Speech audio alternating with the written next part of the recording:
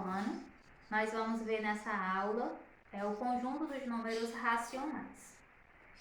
O conjunto inicial é o conjunto dos números naturais, aqueles que deu origem, né, a todo o nosso sistema de numeração decimal, que parte do zero e vai até o infinito, tá certo? Então, nós temos na reta numérica 1, 2, 3, 4, 5, 6, 7, até o infinito. Então, todos os números positivos nós chamamos de números naturais. Após os números naturais, nós temos os números inteiros. Quem serão os números inteiros? São todos os positivos mais os números negativos. Menos 1, menos 2, menos 3, menos 5 e assim por diante. Então, números inteiros são formados por números positivos e por números negativos. Se nós fôssemos colocar em uma reta numérica, nós teríamos no centro o zero, à direita do zero nós teríamos apenas os naturais, à esquerda do zero nós teríamos os números negativos. Quando eu junto os positivos e negativos, então eu tenho o conjunto dos números inteiros, ok? Partindo dos números inteiros, nós vamos ter agora o conjunto dos números racionais. Quem faz parte do conjunto dos números racionais?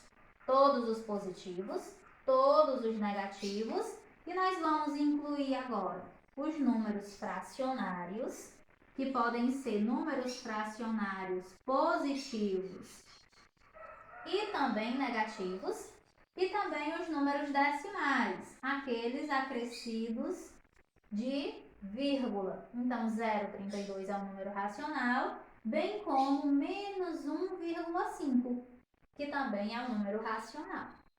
Repetindo, números racionais são todos os números positivos, todos os números negativos, as frações positivas e negativas e os decimais positivos e negativos. E aqui fora nós vamos ter o conjunto dos números irracionais. Esse conjunto aqui a gente só vai ver no nono ano, tá certo? Quem são os números irracionais? Nós temos o número π, por exemplo. Ele é formado por infinitos números. O número π, ele é 3,14 e tem um número que não mantém uma ordem. Ele é infinito, né? Se nós tivéssemos aqui 0,24103, também seria um número irracional. São aqueles números que não têm fim e também não possuem uma ordem de repetição. Mas em uma ordem de repetição, aí nós vamos voltar para os números racionais. Nós chamamos de dízimas periódicas. Se eu tenho o número 0,333 infinitamente, esse número aqui a gente chama de dízima periódica. Periódica vem de período. E esse período seria, no caso, o número 3. É aquele número que vai se repetir infinitamente. Ok?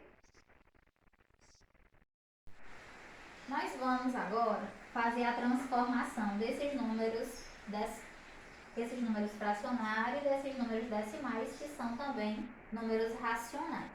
Nós vamos transformar o número 1/4, que é um número fracionário, em um número decimal. Ele vai ficar nessa forma. Mas como que eu vou fazer isso? Eu vou pegar o número 1 e vou dividir por 4. 1 dividido por 4. Nós já aprendemos a fazer essa continha no 7º ano, né? Vou acrescentar um zero e uma vírgula. 2 vezes o 4 são 8. Para chegar em 10, faltam 2. Vou acrescentar mais um zero. Quantos 4 cabem no 20? 5. 5 vezes 4 são 20. Para 20 não falta nada. Então, eu tenho o número 0,25. Quem é 0,25? É 1/4. Apenas estão sendo representados de formas diferentes. essa primeira numa forma fracionária e essa segunda numa forma decimal. As frações também podem ser negativas. Como transformar uma fração negativa em um número decimal? Usando o mesmo procedimento. Vou pegar o numerador e dividir pelo denominador. 2 dividido por 5. O 5 é maior que 2.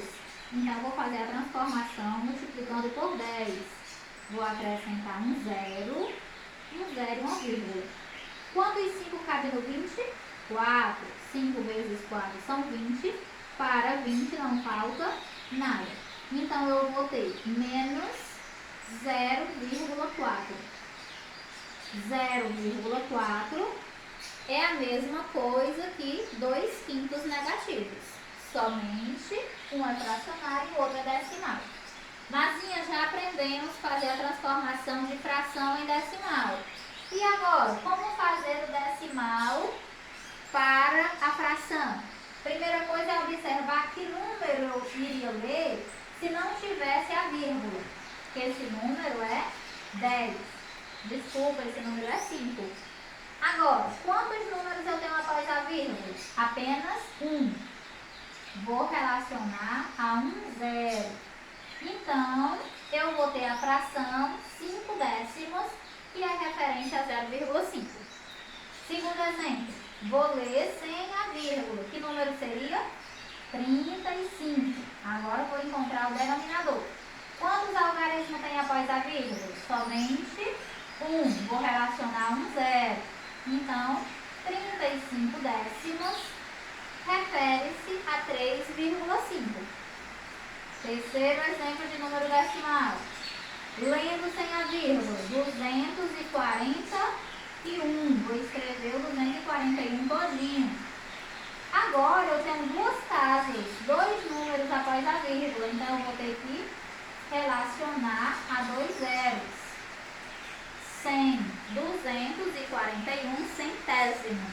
Seria o meu número fracionário referente a 2,41 decimal, né? Ou a 2 inteiros e 41 centésimos. E por fim, lendo esse número, eu teria 356. E o meu denominador, Mazinha? Eu tenho quantos algarismos após a vírgula? 3. Então, vou relacionar 3 zeros. 356 milésimos. Corresponde a esse número decimal. 356 milésimos. Para finalizar nossa aula de hoje, nós vamos ver como comparar um número maior com um número menor. Identificar qual deles é maior. Olha só, eu tenho 0,5. Aqui eu tenho 3,5. Observe que eu tenho 3 inteiros e 5 décimos. Aqui eu tenho 0 inteiros. Então, 3 inteiros é maior que 0. Aqui eu tenho 2,41. Eu tenho 2 inteiros. Aqui eu tenho 3,5. Quem é maior? 3,5 ou 2,41? 3,5, porque eu tenho 3 inteiros e aqui eu só tenho 2 inteiros. Mas esse número ele é enorme, então ele é maior que os outros. Não é maior que os outros. Vejam que eu tenho 0 inteiro. Esse número ele é menor que 1. Se ele é menor que 1, ele é menor que 2,41, é menor que 3,5 e ainda é menor que 3,5. Como que eu faço a comparação? Vou ver esse número aqui, ó. O 3 é o número que está depois da vírgula. O 5 é o que está depois da vírgula. 5 é maior, não é verdade? Então, 0,5 é maior do que 0,356.